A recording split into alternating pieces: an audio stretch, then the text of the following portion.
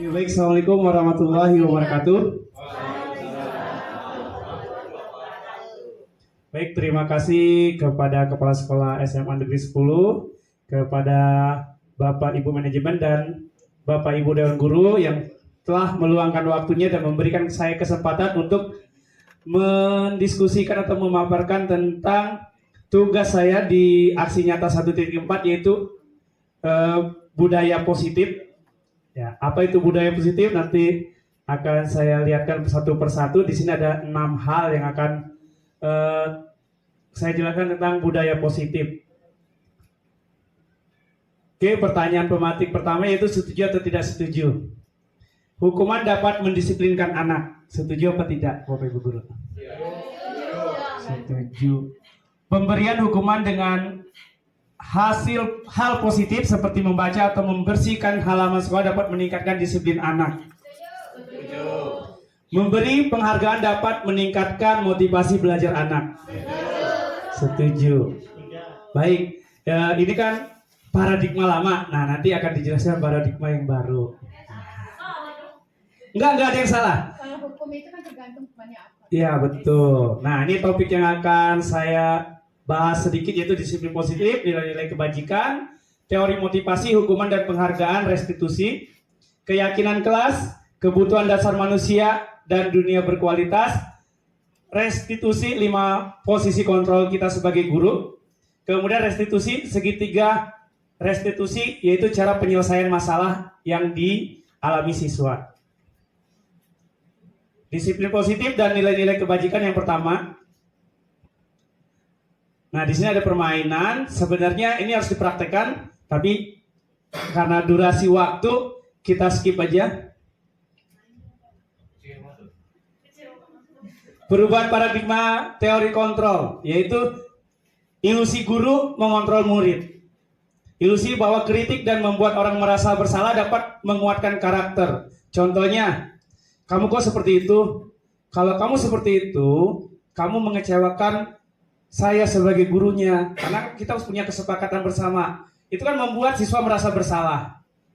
Sehingga dia berubah untuk memperbaikinya. Tapi itu tidak dapat menguatkan karakter sebenarnya. Itu hanya ilusi. Kemudian ilusi bahwa semua penguatan positif efektif dan bermanfaat.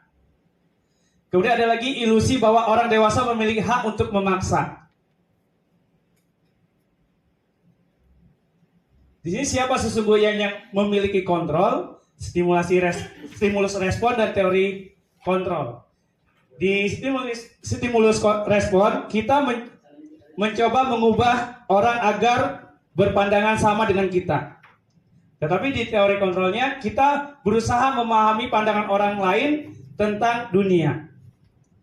Berikutnya, perilaku buruk dilihat sebagai suatu kesalahan. Tapi di teori kontrol, semua perilaku itu memiliki tujuannya masing-masing. Nah, di sini posisi disiplin positif itu menurut teori kontrolnya yaitu pertama, Anda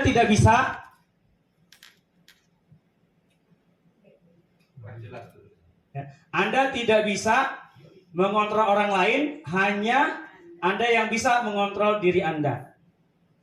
Di sini makna disiplinnya. Di sini semua perilaku memiliki tujuan.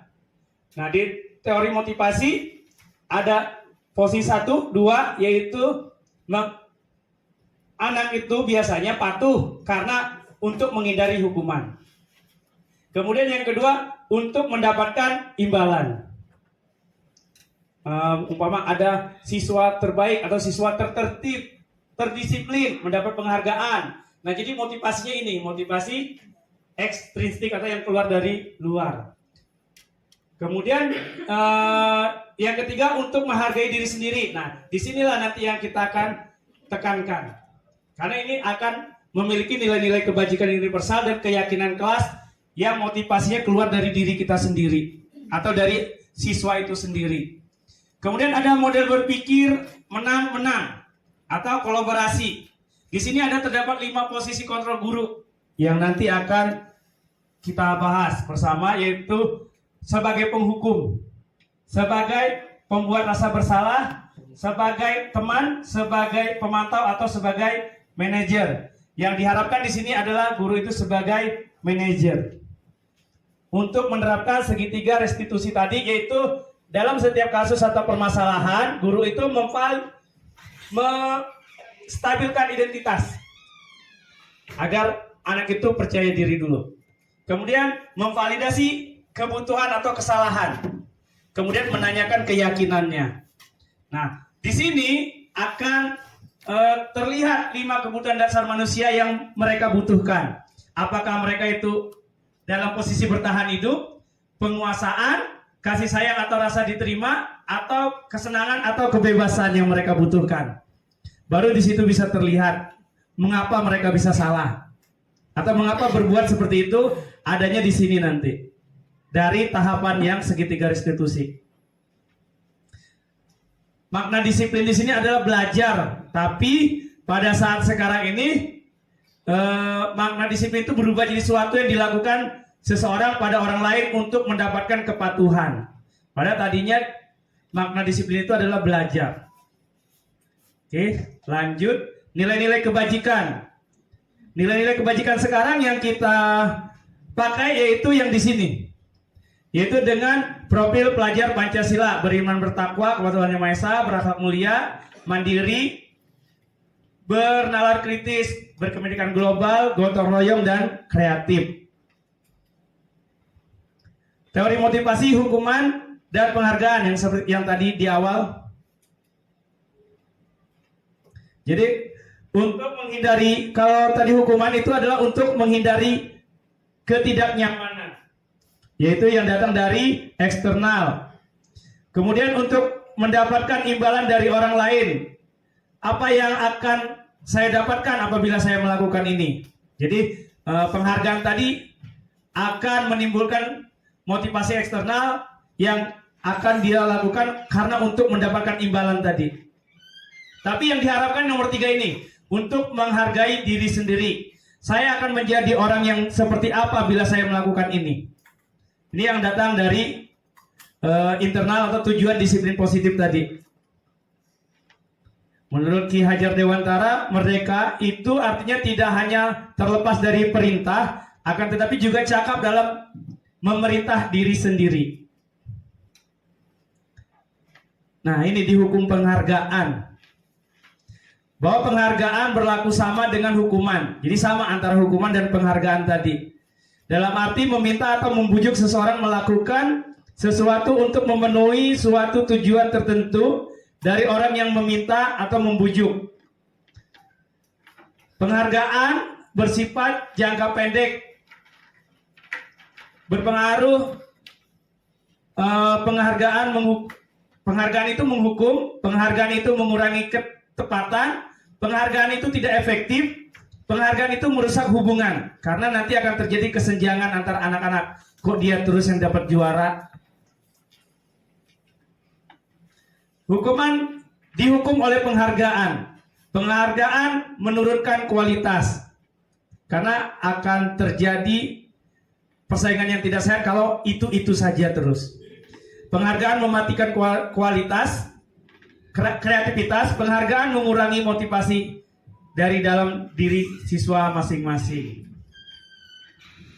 Bentuk program kebajikan apresiasi. Jadi penghargaan tadi diganti dengan program kebajikan apresiasi yang berupa beri pengakuan secara khusus, beri pengakuan secara pribadi, beri pengakuan kepada semua murid bergantian dengan kualitasnya masing-masing atau kemampuannya masing-masing, beri pengakuan secara konsisten dan fokus pada prosesnya. Di sini contoh pengakuan apresiasi kebajikan.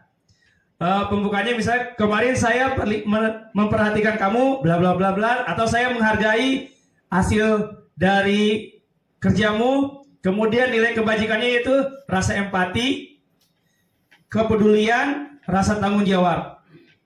Ini situasinya. Ini tindakan guru.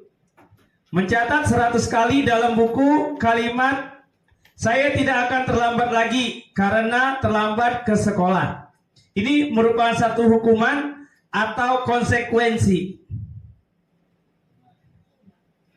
Lari mengelilingi lapangan basket 2 kali karena terlambat hadir di sekolah.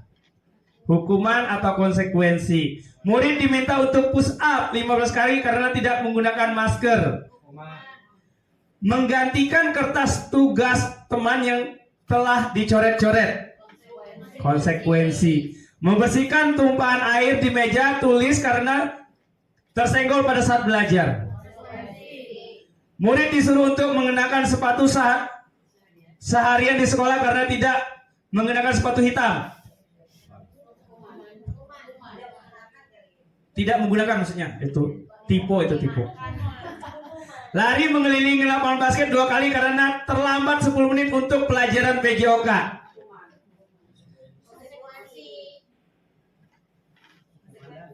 Konsekuensi itu merupakan suatu tindakan yang dia kerjakan. Kalau hukuman yang sudah kita tetapkan. Jadi inilah hukuman atau konsekuensi. Nah, hukuman yang inilah yang akan dihindari oleh guru di dalam kurikulum Merdeka. Nah, ini contoh-contohnya lagi. Sesuatu yang menyakitkan harus terjadi, itu hukuman. Tapi kalau konsekuensi, sesuatu yang harus terjadi. Jadi tidak ada kata menyakitkannya. Membuat anak sakit fisik maupun hati untuk jangka waktu yang lama. Kalau konsekuensi, membuat anak merasa tidak nyaman dalam jangka waktu yang pendek. Karena pada saat melakukan itu aja dia keselnya. Apa itu restitusi? Sekarang kita masuk ke restitusi.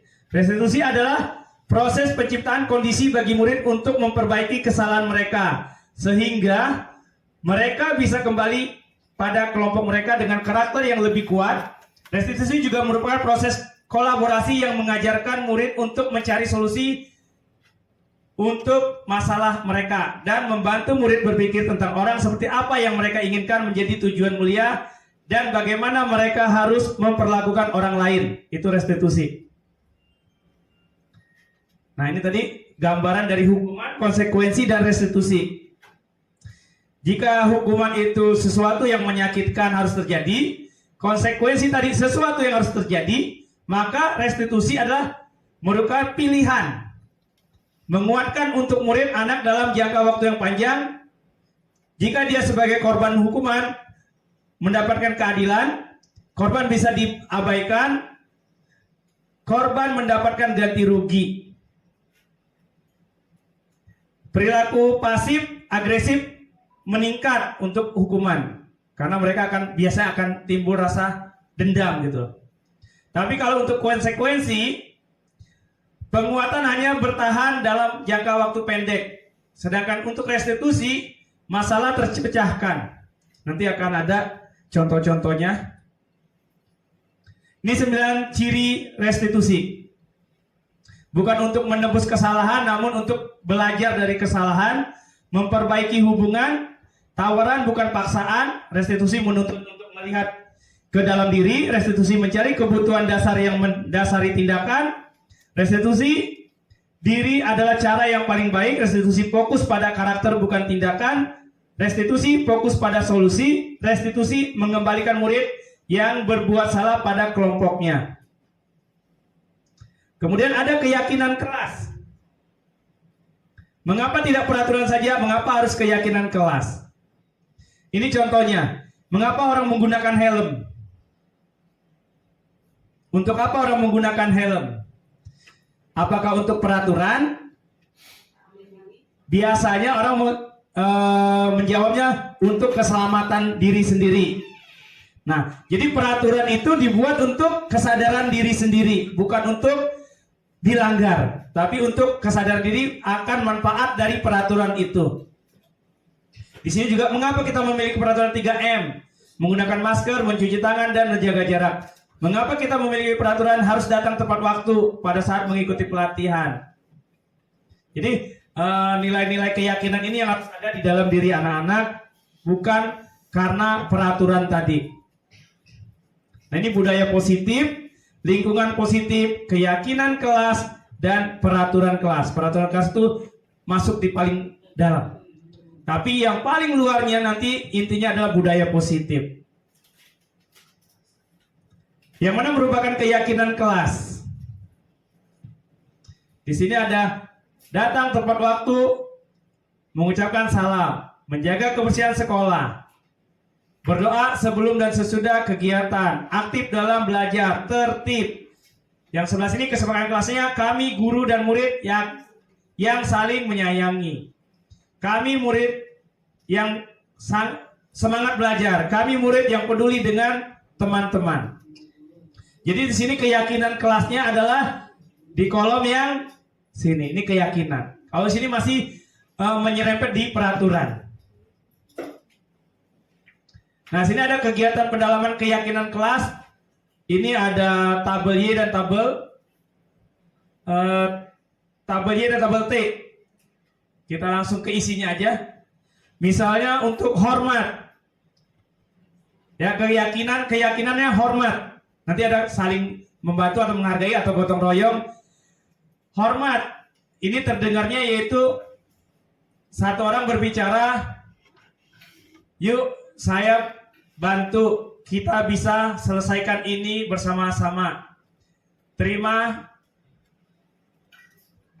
tolong ya, permisi, boleh saya pinjam, nanti akan segera saya kembalikan. Ini terdengarnya, terlihatnya berempati terhadap perasaan orang lain, memegang barang milik orang lain hanya dengan izinnya, mendengarkan dengan seksama, senantiasa berbuat baik dan berbagi. Ini perilakunya.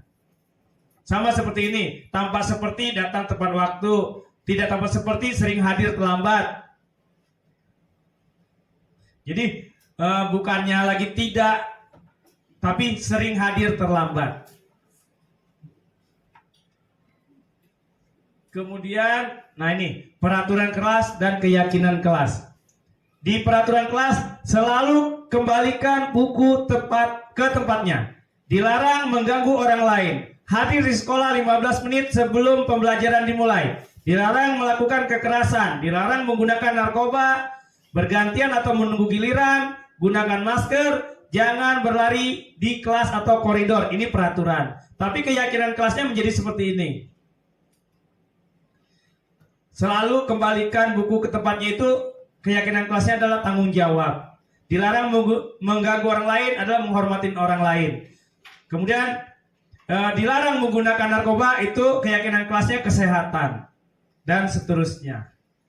Kemudian ada kebutuhan dasar. Tadi kan ada di tabel awal tadi, kebutuhan dasar manusia inilah yang mengakibatkan yang tadi. Kesalahan-kesalahan yang mereka buat. Nah, ternyata manusia itu memiliki 5 kebutuhan dasar. Yang pertama itu bertahan hidup. Yang kedua, kasih sayang dan rasa diterima. Yang ketiga, penguasaan. Yang keempat, kebebasan. Dan yang kelima, kesenangan. Kemudian ada 5 posisi kontrol seorang guru.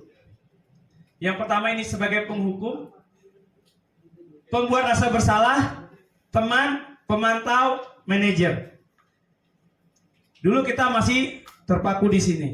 Penghukum dan pembuat rasa bersalah. Kemudian ada juga yang sudah sampai ke teman atau pemantau. Banyak ini yang posisi sebagai teman, ini sudah mendekati baik. Sekarang dianjurkan menjadi sebagai seorang manajer.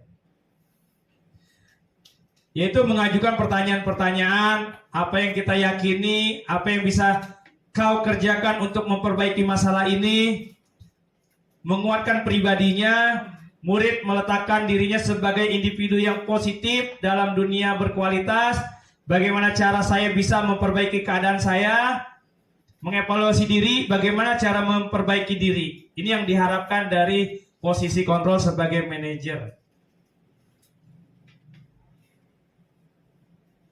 Ini tidak usah.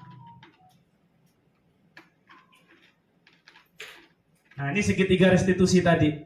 Jadi setiap siswa yang ada melakukan pelanggaran atau kesalahan, pertama kita menstabilkan identitasnya dulu. Dengan kata-kata ini seperti contoh ini, setiap orang pasti pernah melakukan kesalahan. Atau kamu bukan satu-satunya yang pernah melakukan ini. Ini menstabilkan identitas supaya mereka timbul percaya dirinya. Kemudian baru memvalidasi kebutuhan atau memvalidasi apa yang mereka butuhkan sebenarnya dari kesalahan ini. Apakah tadi yang lima kebutuhan dasar manusia tadi, atau kasih sayang, ataukah butuh dianggap gitu, atau butuh tampil. Baru kita ada pertanyaan, kamu tentu punya alasan mengapa melakukan itu. Adakah cara yang lebih efektif untuk mendapatkan apa yang kamu butuhkan? Kemudian baru kita menanyakan keyakinannya. Nilai-nilai apa saja yang telah kamu sepakati? Kamu ingin menjadi orang seperti apa? Untuk membuat anak merasa gagal karena berbuat salah menjadi positif terhadap dirinya. Ini tadi yang menstabilkan identitas tadi, yang anak merasa bersalah tapi kita stabilkan identitasnya, membuat mereka menjadi positif terhadap dirinya sendiri. Ini memvalidasi kebutuhan. Kamu bisa saja kan melakukan hal yang lebih buruk, tapi kamu tidak melakukan. Kamu pasti punya alasan mengapa melakukannya. Apa yang penting bagi kamu? Kamu boleh tetap berusaha menjaga sikap itu, tapi tambahkan sikap yang lain, yang baru, dan seterusnya. Ini juga untuk menanyakan keyakinan. Apa nilai yang kita percaya di kelas sekolah kita? Nilai-nilai universal apa yang telah kita sepakati? Kelas yang ideal itu seperti apa? Kamu ingin jadi anak seperti apa? Apa yang kamu rasakan ketika kamu melakukan itu? Kamu menjadi orang yang seperti apa? Cukup. Terima kasih. Assalamualaikum warahmatullahi wabarakatuh.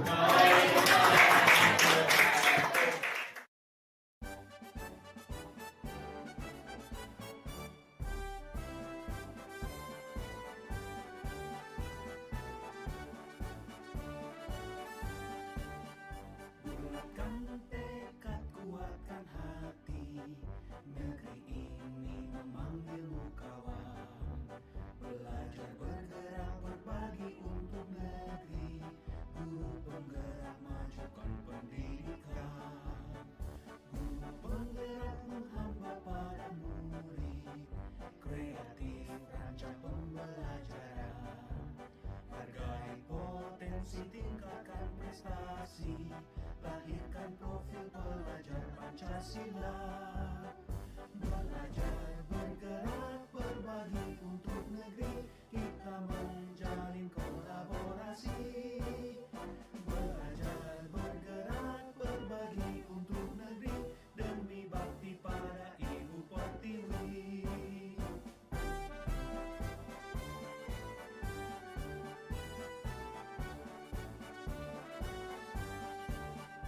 Bulatkan tekad, kuatkan hati.